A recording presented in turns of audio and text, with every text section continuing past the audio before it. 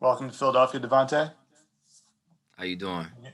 We'll get started here with Dave Zangaro and Les Bowen. Hey, Devontae. It's been almost 2 weeks now since you got drafted. What's this time been like for you? I guess there's some extra responsibilities being a first round pick, but how eager were you to get on the field here and get to the Novacar complex? It's always great just to be able to go back to playing football and doing things like that. So I'm excited and I'm ready to get to work. Go ahead, Les, and then Bo Wolf. Vontae, thanks again for talking to me the other day. I was talking to your mom about her work, and she was telling me how you uh, really wish she was doing something else. That, especially growing up, you were uncomfortable with some of the situations she had to go into. Can you tell me more about that? And did you ever think of like trying to go with her to make sure she was safe and things of that nature? Well, all the time.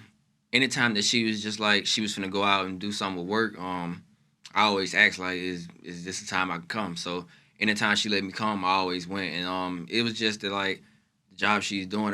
You go into family houses and take their children away from them. So it's not always the easiest job. I've been there a while and I done heard things that happened and it wasn't so safe. And just like that's not something that you would want your mother to be in, just to be in a situation like that. So I've always wanted her to not be doing it, but that's what she went to school for. That's what she likes. That's what she enjoys doing. So I can't blame her for that. But I always wish she was in a different situation. What did this affect you in terms of what you were like growing up and what you value and so forth? Having exposure to these kinds of situations that she was in, how did that have anything to do with how you became, what kind of person you became? I guess. I think it made me a better son, just because knowing the things that go on in other people's households, it's just like I would never want to put my mom in no situation like that. So I always try to do the right things. I always try to be on the right path. When I was young, I wasn't the perfect child. I was in trouble a lot, but like I always tried my best to keep her out of situations like that. Thank you very much. Bo and then John McMullen. DeVonta, I've heard the story of your brother coming to stay with you at Alabama during the summers. Why did you decide to do that, and what were those summers like? How did you sort of take care of him while you were doing your work?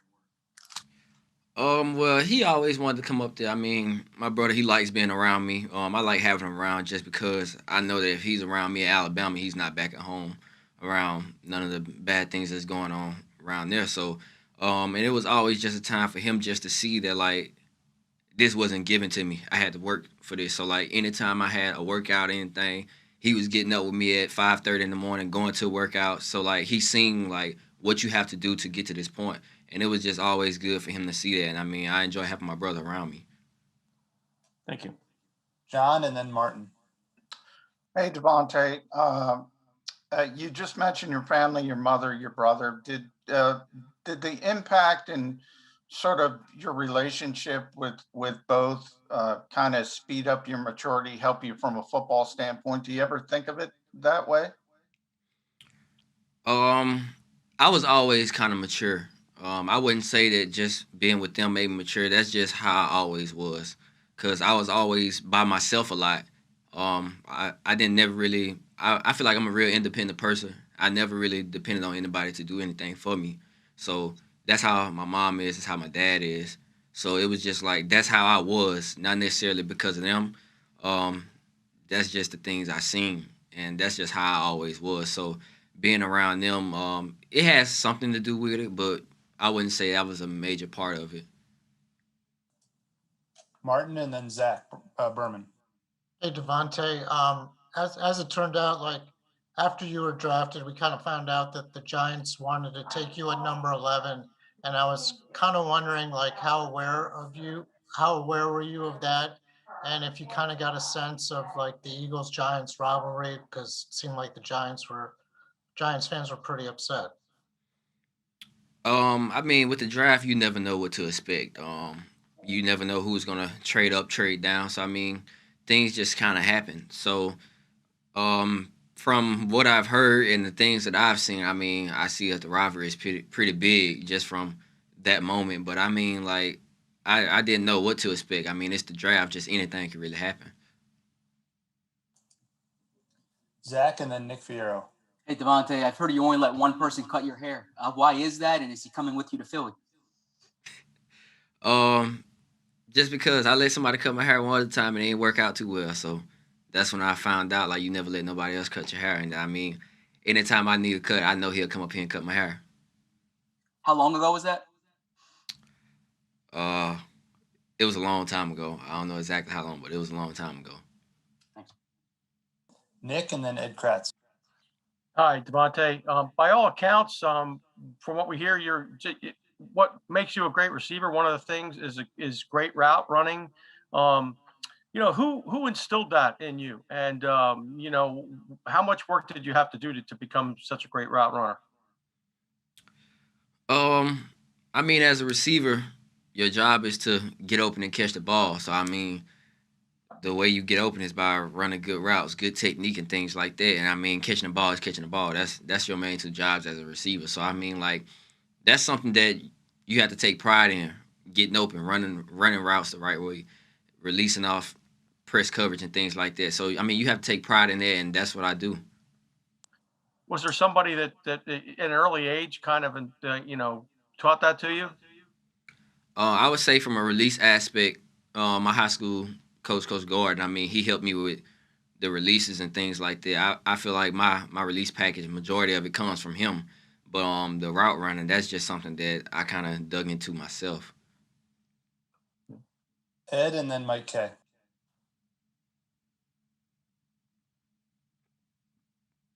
DeVonta, just curious, how much interaction or exposure you've had with the playbook over these last 10 days, or with Coach Aaron Moorhead and even Jalen Hurts and maybe Jalen Reagor. I mean, you always want to know what the playbook is like. You always want to get into it. So I mean, I kind of dug into it a little bit myself, but I mean, I'm still learning right now, still trying to get the grasp of things. And Mike then if and you, I'm sorry if I could just follow up. If you got together with Jalen Hurts and Jalen Reagor at any point over the last 10 days here? No, not at all. Mike and then Rob Motti. Hey, DeVonta, I know you said you haven't gotten together with Jalen, but obviously he was there to greet you when you came to the Never Hair Complex for the first time. He was wearing a Jordan and Pippen shirt. Was there like some underlying message there? Did you guys have any conversations about what could be between the two of you guys? I didn't even notice the shirt, honestly, until you just said that. But I mean, we always talked about the possibility of us getting back together, being teammates again. So, I mean, that's great that it happened. I mean, we spoken into existence, so it happened, and we're excited. Rob and then Tim McManus. DeVonta, I know you have a lot of confidence in your ability, and you recently said when you were asked about who could be the best quarterback wide receiver combo reuniting, you and Jalen are. Where do you get that confidence from? And is there a fine line between being cocky and being confident and being arrogant? And how do you draw that line? I believe you ask Waddle and Tua, or you ask Joe Burrow and Jamal, I mean, they're gonna say themselves. I mean, that's what you're supposed to say. You're supposed to feel confident about that. But it's just being confident. I mean, I believe me and Jalen will continue the connection that we had. But I mean, that's just the confidence in it. If you're not confident in what you're doing, then I mean, you're in the wrong business. How much can that familiarity, because we talk about familiarity with each other, but how much can that really help you guys as you transition into the NFL with him?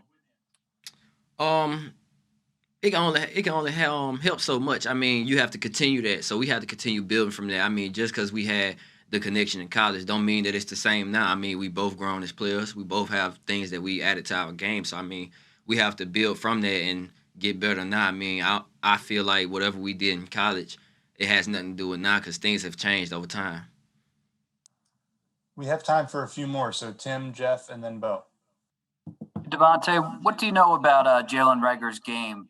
How do you think you guys can complement one another, and what do you think you're capable of? He's very explosive. He's very fast. I mean, overall, he's a great receiver. I mean, we can complement each other, just help each other out with things in our game. So it may be something that I'm doing that he's not doing, or something that he's doing that I'm not doing, and we can just help each other out every way.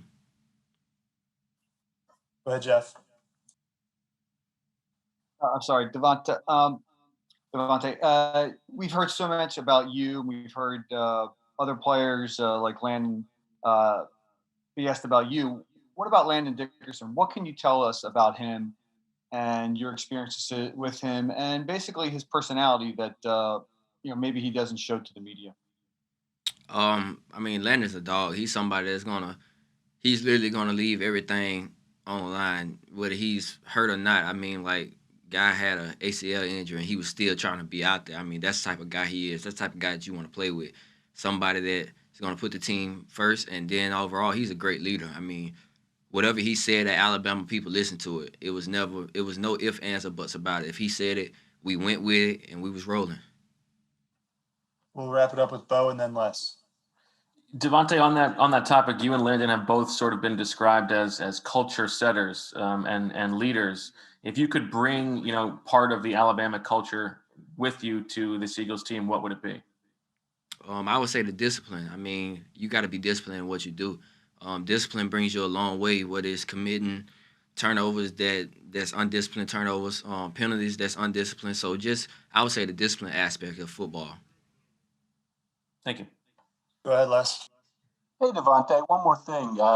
Wearing number 6, does that have to do with the Sweet 6 thing in high school, or did you just happen to get given number 6 at Alabama? Honestly, Alabama, it was just kind of like, I knew I couldn't get number 3, so it was just like I'd take any single digit that they give me, and then they just gave me 6. So it was just like, okay, Sweet 6, I'm gonna run with it. And you like that, so you're keeping it here, I assume. Most definitely. Thank you. Okay, thank you, DeVonta. Thanks, everybody.